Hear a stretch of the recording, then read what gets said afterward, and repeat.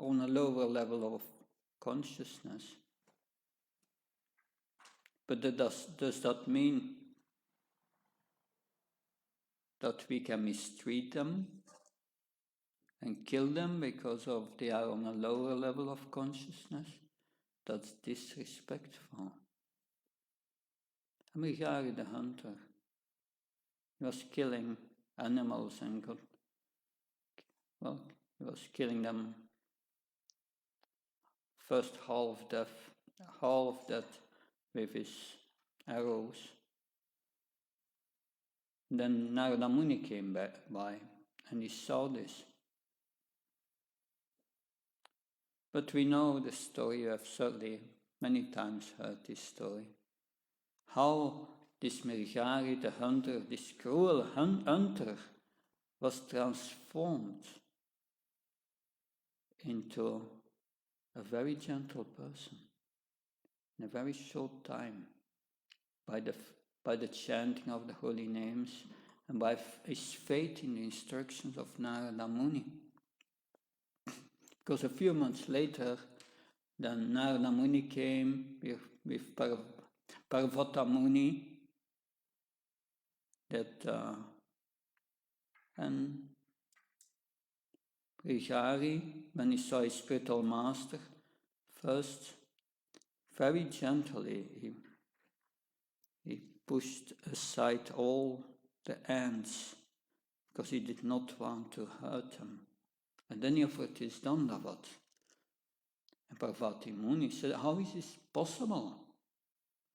Before this person was taking joy in killing animals, and now he has become even afraid of hurting an ant.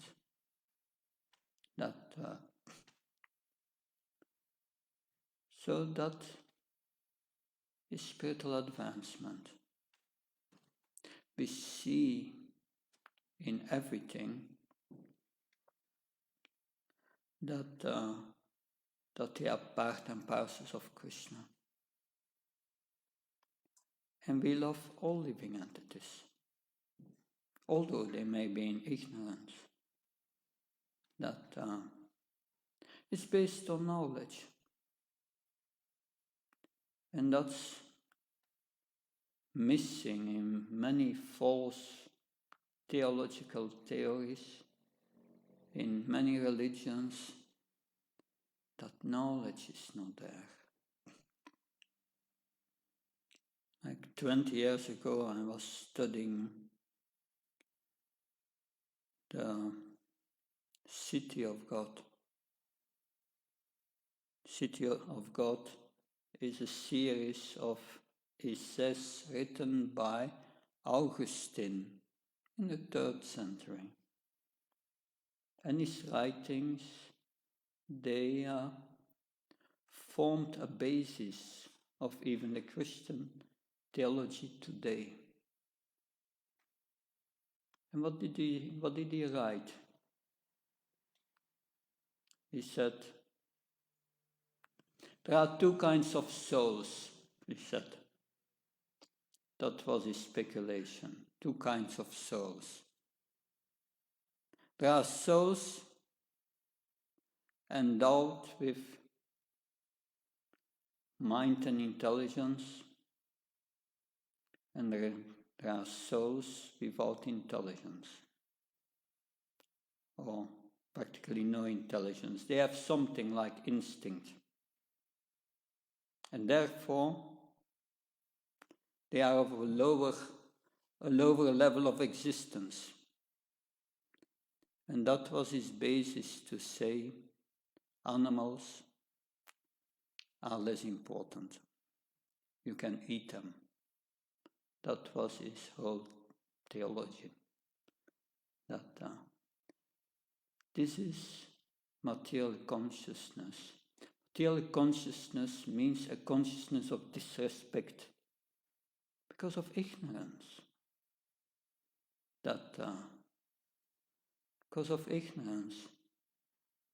That from his writings I understood that he identifies with the mind. The mind. And some theologians, some philosophers also say that I think I am, they say. There's another big mistake. The thinking, feeling, and willing is going on in the subtle body, in the mind. But to say that we are this thinking, feeling, and willing, that's an error.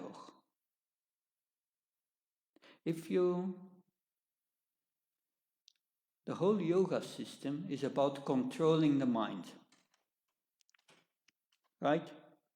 That's the yoga system is about, controlling the mind. So what is controlling the mind? There must be something that controls the mind. If you are the mind, then the mind cannot control the mind. No, the mind, in Gita is explained, is an instrument that we can use. And that instrument can be your friend or your enemy. If the instrument, if you identify with it, and you follow the instructions or the feelings of the mind, it feels good, let us do it, then you are under control of the mind. But that's not what the mind is meant for. The mind is an instrument we use. We must direct the mind with our intelligence, with our willing, and direct the mind what to do, and not listen to the mind. So if one makes these mistakes, by nature one becomes disrespectful. Disrespectful means I'm going to exploit things in this world. This is mine, this is for my enjoyment. Why is this disrespectful? Let's say my neighbor has a house, and I'm saying this is my house. Is that respectful to the neighbor? No. Krishna says, yes, Bhaktaram Chakratapasam Sarvalokamashvaram. I'm the source of everything. And everything belongs to me. All the planets, everything belongs to me. We are here for a moment in this body and we think this is mine. But that's disrespectful. It belongs to God. When I was a Christian, a practicing Christian, I don't know if Christians do that still today, but we used to pray before each meal. Thank you, God, for giving us this food. And that is the beginning of respect. That this belongs to God, not to me. That's recognizing that God gives us this. So that is the beginning of respect. But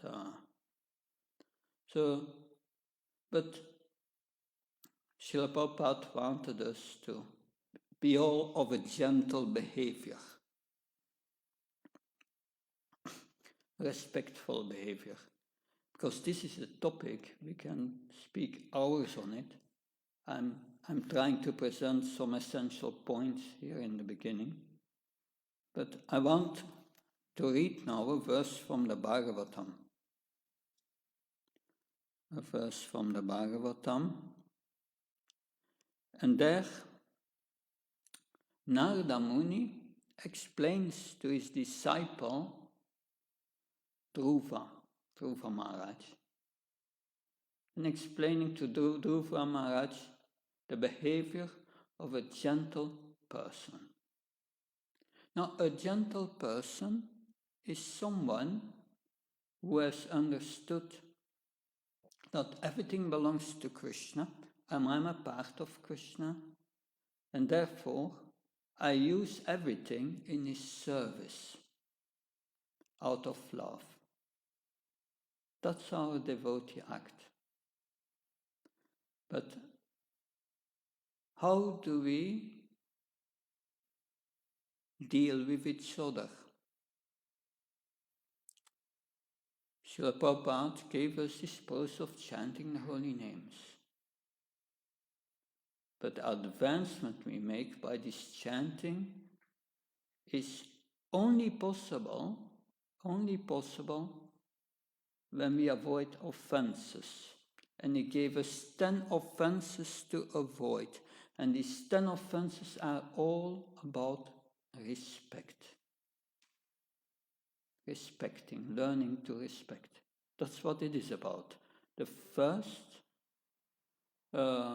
offense is to blaspheme devotees who dedicate their lives to the preaching and glories of the holy name. To disrespect devotees is the greatest offense. That disrespect we need to give up. So how do we deal with each other in our relationships? Very important for devotees to make spiritual advancement. Respectful, gentle, and some may on a higher level than us of advancement, some may of a lower level. But how do we deal with each other? So Narada Muni explains to Dhruva Maharaj the activities of a gentle person. One who has gentle, good character. This is important. That if one is respectful, one acts according to spiritual etiquette. Spiritual etiquette is important. My Guru might stress that so much. In the spiritual world, that's not there because everyone follows this etiquette spontaneously. But if we follow it, then we will make quickly advancement. And all this etiquette, a basic theme in it is respect. So Narada Muni explains Dhruva Maharaj how a respectful or a gentle person deals with others. That's verse 4, 8, 34 of the Bhagavatam. I know it by heart because it's such an important verse. They know dealings with each other. So I will read from the Bhagavatam 4th canto. Om Namo Bhagavate Vasudevaya.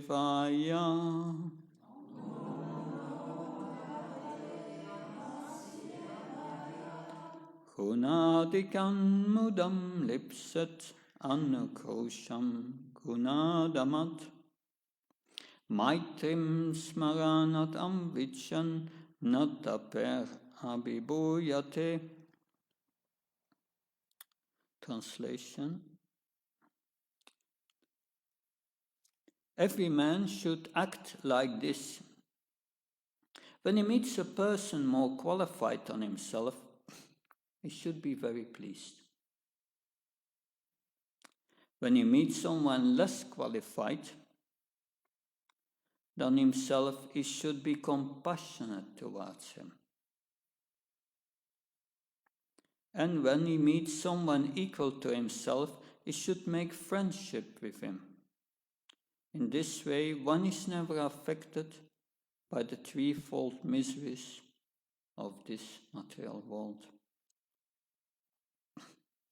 I'll read the purport of Srila Prabhupada. Generally, when we find someone more qualified than ourselves, we become envious of him. When we find someone less qualified, we deride him. And when we find someone equal, we become very proud of our activities. These are the causes of material tribulations. The great sage Narada therefore advised that the devotee should act perfectly. Instead of being envious of a more qualified person, one should be jolly to receive him. Instead of being oppressive to a less qualified man, one should be compassionate toward him, just to raise him to the proper standard. When one meets an equal, instead of being proud of one's own activities before him, one should treat him as a friend. One should also have compassion for people in general who are suffering due to forgetfulness of Krishna. These important functions will make one happy within this material world. Srila Prabhupada really touches the heart of a devotee here. A devotee feels compassionate for those who are suffering. Is not concerned with himself, but with serving Krishna, especially serving Krishna by showing this compassion to others. Prahlad Maharaj also expressed that. He said these yogis in the Himalayas, they are only concerned with their own spiritual advancement and not with the spiritual advancement of others.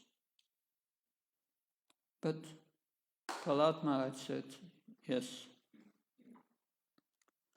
that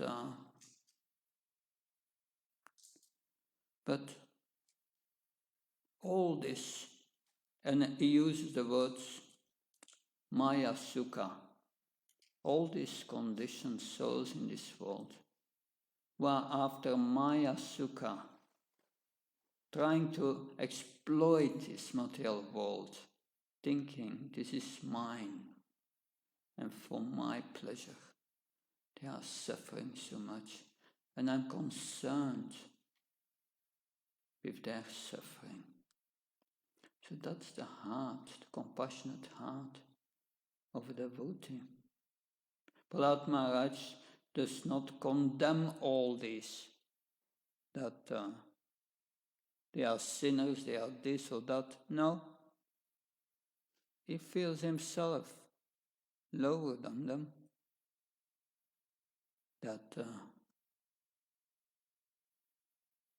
But still, in his heart, he wants to relieve their suffering and uplift them.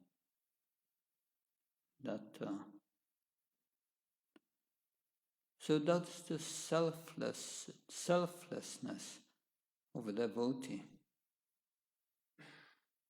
That's the level of selflessness by using everything Krishna gave us in his service.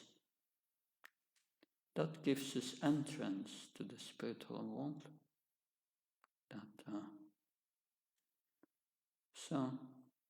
But for this we need to give up these misconceptions. Our misconceptions are there in our heart by our attachments. Raga Dvesha, Krishna says in Bhagavad Gita. Attachment and aversion, they are there. Aversion is also attachment. It's negative attachment.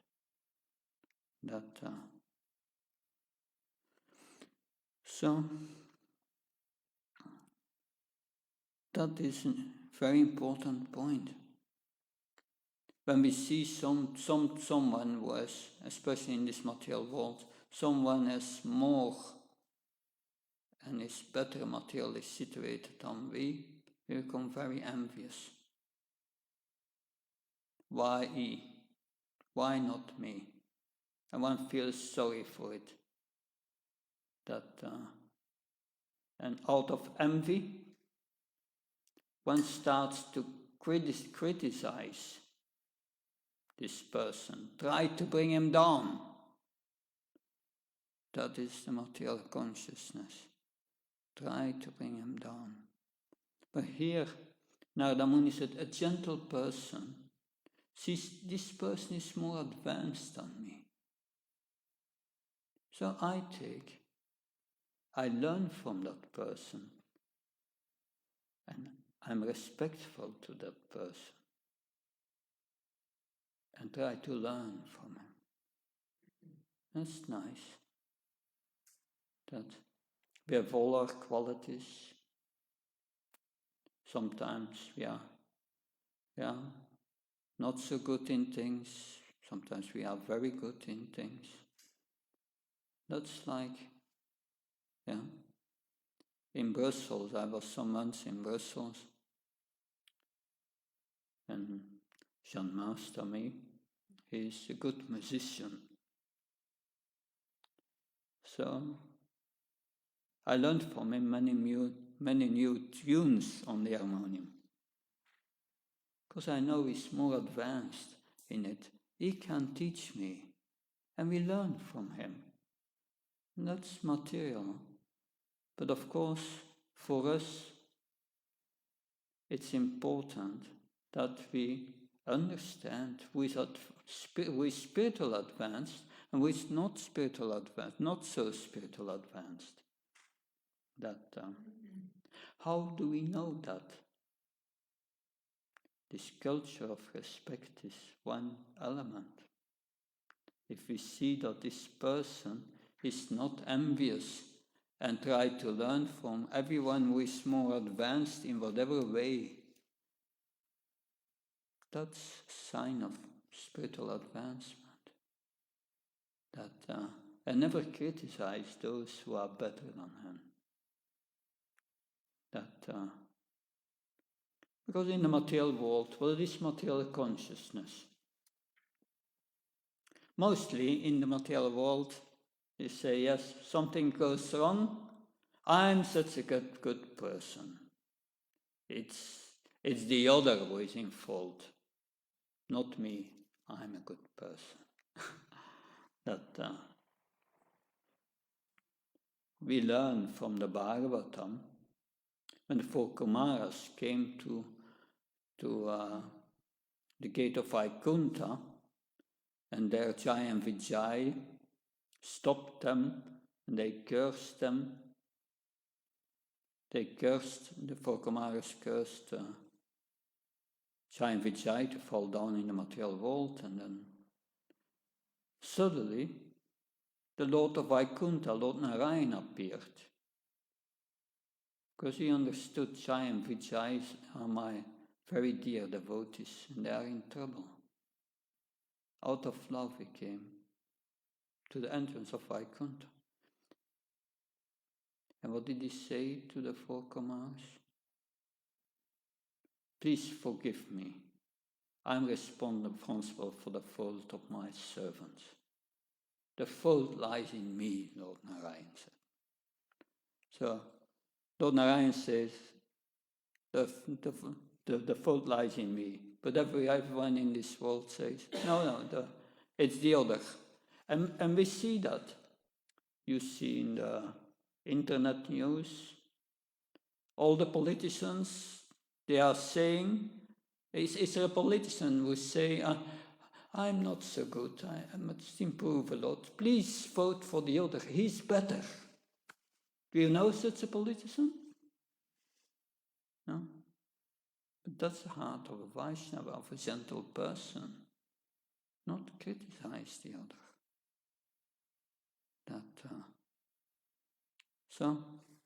And then the next aspect, one who is equal to us. In the material world, if someone meets someone equal, then one starts to boast and explain, I've done this and that, I'm bigger than you. start to show all what they have done. But no. A devotee sees another devotee who is nearly equal, they are going to make friendship and have very sweet exchanges. That's a great opportunity to make friendship. We can reveal our minds to one who is on the equal level.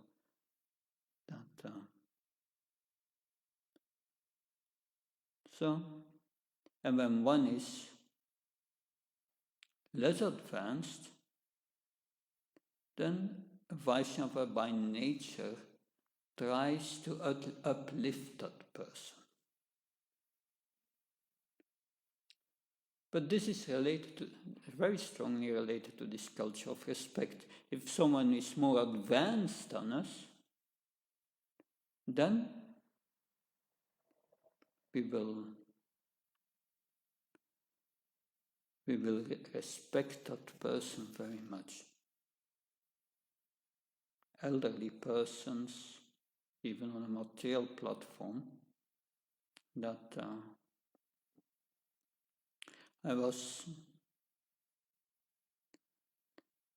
Bhujan Prabhu said he arrived in Delhi, I think, coming up with a flight from Hong Kong, because he was for a long time in Hong Kong, Bhujan Prabhu, with his wife Charatarini, and they arrived at the airport in Delhi, and others, and there was an elderly Indian lady from Punjabi who arrived, who was with them on the airplane, and when they came in the arrival hall, all our sons and grandsons and granddaughters came to see her, and they all came and touched her feet.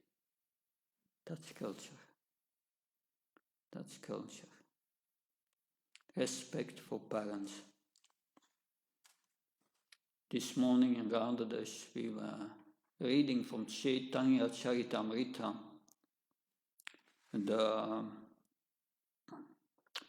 some of the pastimes of Jagadananda Pandit with Lord Chaitanya.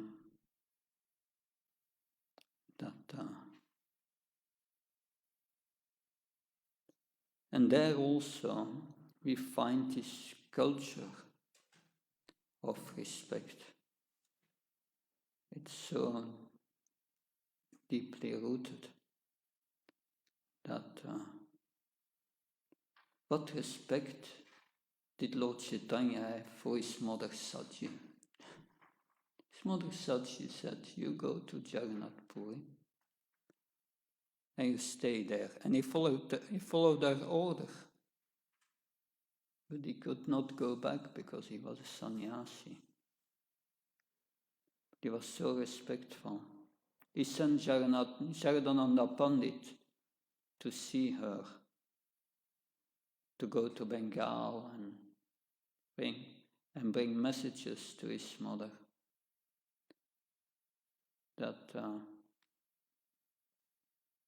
So that makes dealings very sweet. I remember Hridaya Chaitanya Prabhu, he told me that is 25 years ago. He was temple president of Radhadesh, and when he went to India, he went always to Vrindavan and also to Calcutta. In Calcutta to buy things for the shop in Radhadesh. And he said it's so amazing.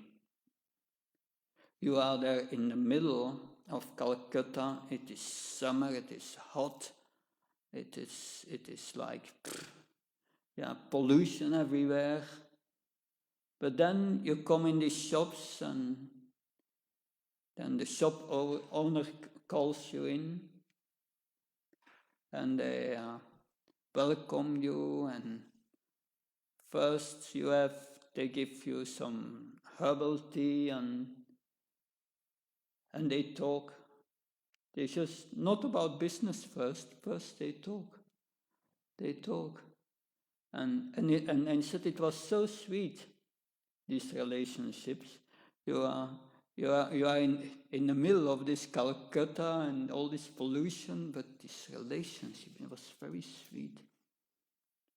So that's culture. When Uddhav arrived in Vrindavan, he didn't go directly to the business. No. First he was welcomed, he was offered sweet rice in the evening, and they assured that he had a good night. So that's culture. There is an introduction. We are not going directly to the business. So there are preliminary activities that prepares us for the business. And that's culture. That culture we find also in our devotional service. And this culture is part of the lifestyle of a devotee. Lifestyle, how to live as a devotee. This lifestyle is the lifestyle for one who is eligible to worship the deity is described in Narada Pancharatna. I gave different seminars on Narada Pancharatna to explain to the devotees the lifestyle and the culture we have to follow, which is conducive for worshipping of the deity. And we see there are a lot of, and pujaris know that, there are a lot of preliminary activities we do before we worship the deity. And they are called technically, because Abhigamana, Upadan, Yoga. 3 kinds of preliminary activities before we can do the ijja, the factual worship of the deity. And what is this Abhigamana? That we do all. Yeah. To be a gentle person, you must be clean inside and outside. So we take a shower, we put on tilak, clean clothes, and so on. So many things we do before we come to the temple. That's Abhigamana. Then the Upadan. Upadan is preparing all the things for worship that we use for, and then we purify them and worship them. And then the third part, which we many times forget, is the yoga. Before we worship the deity, because we must purify our consciousness and bring us up to the transcendental level. Therefore we start with worshipping the spiritual master, then meditate on the spiritual master, how we sit at the lotus feet of Lord Chaitanya in Mayapur, then worship Lord Chaitanya and have prayers to Lord Chaitanya, then the Suddhi Buddhi prayers, which are included in it, to purify the consciousness. And then, when our paraphernalia our body is clean, the paraphernalia are clean, and our subtle body is clean and purified, then we worship the Lord. Then we can worship the Lord. Then we are ready.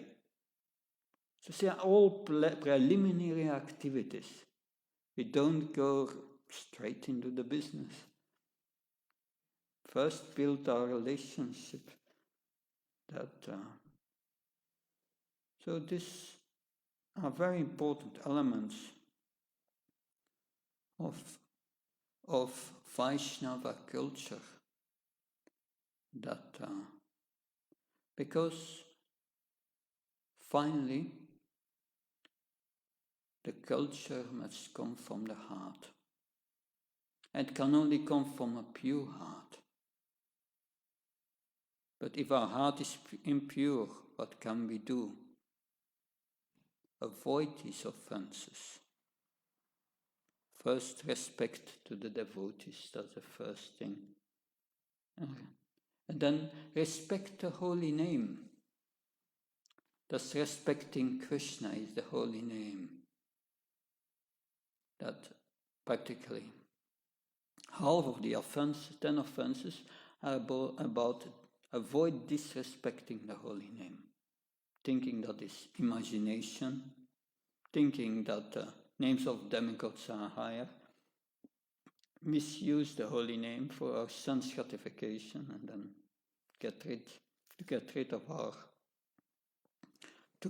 of all our sinful reactions. That thinking it's just imagination, this chanting. That this is all disrespect to Krishna and his holy names. So this respect is a basis for making spiritual advancement. Thus Krishna explains in the 12th chapter, if you cannot always think of me, then follow the regulative principles of Bhakti Yoga. And then you will develop a desire to attain me. So these principles of Bhakti Yoga, they are meant for us to practice this culture. And in the beginning, it is artificial. But in the spiritual world, everyone does the same thing, but spontaneously. And therefore, our Vaidhisana Bhakti, these 64 rules and regulations explained by Rupa Goswami in the Nectar of Devotion, they are meant to cultivate this culture of respect. And if you read, because in Nectar of Devotion is a very important book, Srila Prabhupada said. Nectar of Devotion, Bhakti Rasamrita Sindhu, is the manual how to practice devotional service. And if you read these 64 items and the details, you will see it's all about respect. That's what it is, culture respect. And the culture of disrespect finds its origin in ignorance. This is mine and this is for my enjoyment. And that's the modern mentality of the people. You live once, enjoy, exploit others. And that's a problem. This is ignorance. So, I try to explain some of these basic principles, but factually it's a big science. Remember the course of Vaishnava etiquette of my Guru Maharaj, and he made so many points But factually, he was the epitome of Vaishnava etiquette in practice. That was Bhakti Charamaj. He did that all spontaneous because he was on the highest platform.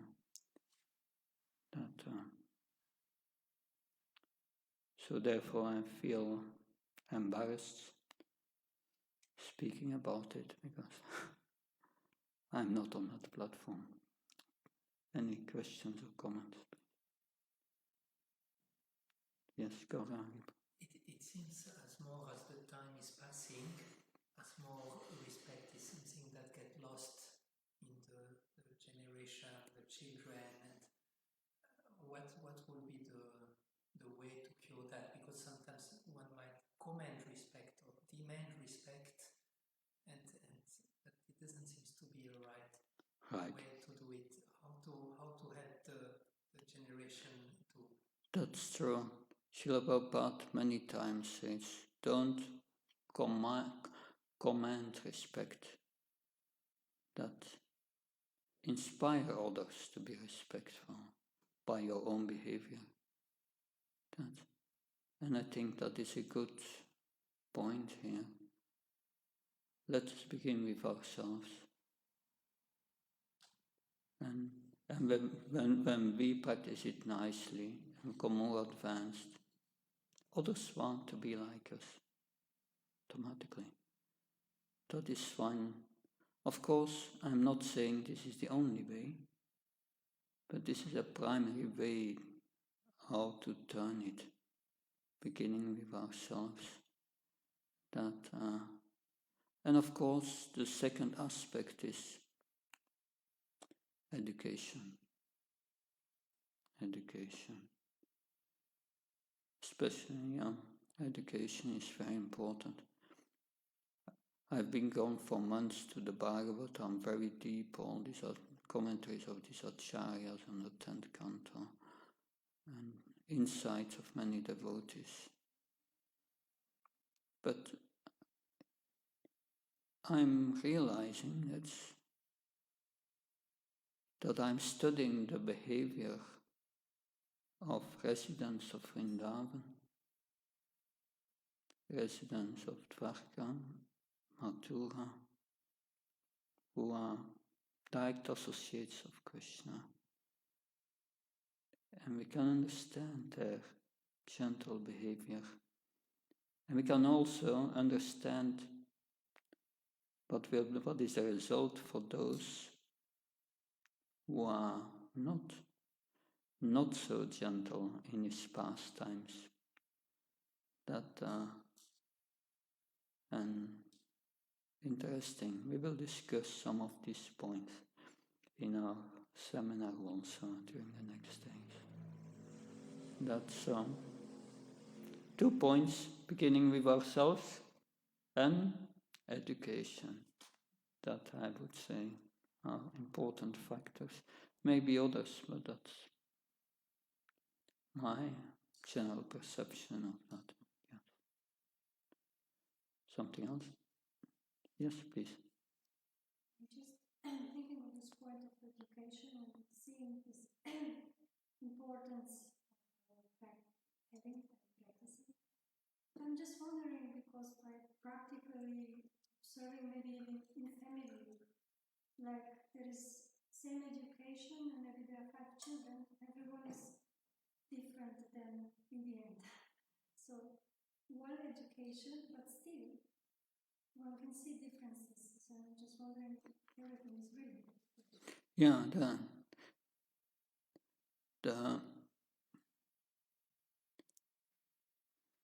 it is said by Rupa Goswami, there are principles and there are details. The details are different than according to time, place, and circumstances.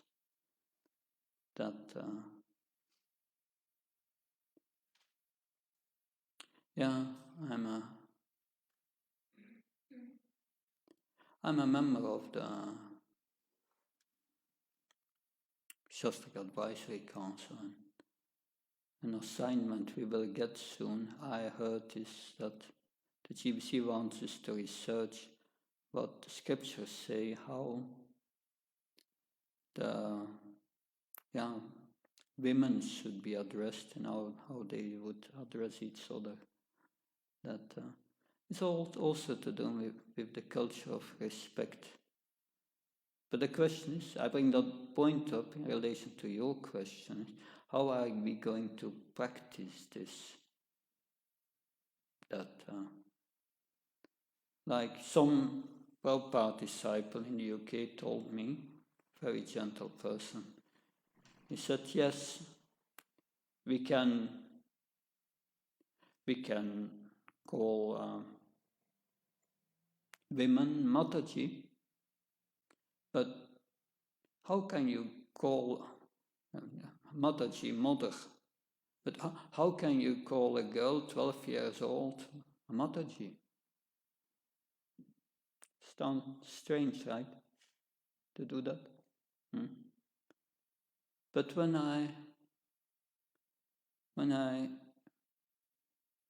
spoke or met Vishnu Goswami, who left us more than 10 years ago, and I met him in the 90s in Belgium, and that he called older women Mataji, but then when there was a young girl, he would say, "Oh, Kumari."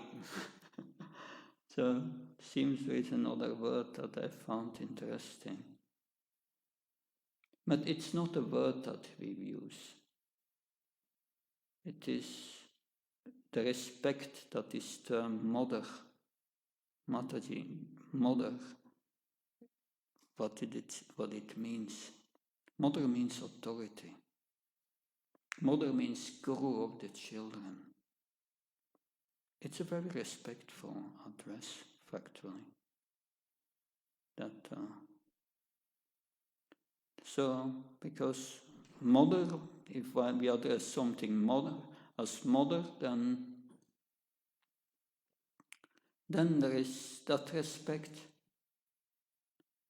because that by seeing other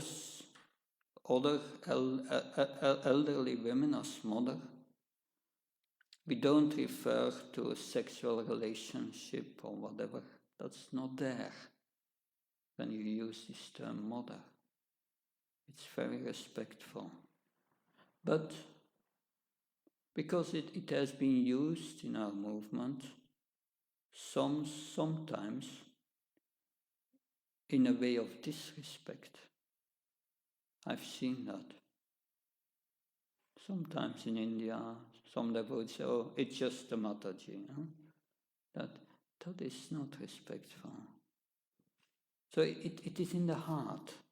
How you use the word, you can use another word as long as it's expressing this respect. It can be different according to time, place, and circumstances. But the Vedic culture is very respectful in that sense, but we have lost contact with it through the ages. It has been perverted, and that's a problem. But finally, it's a question of the heart, and practice it according to time, place, and circumstances.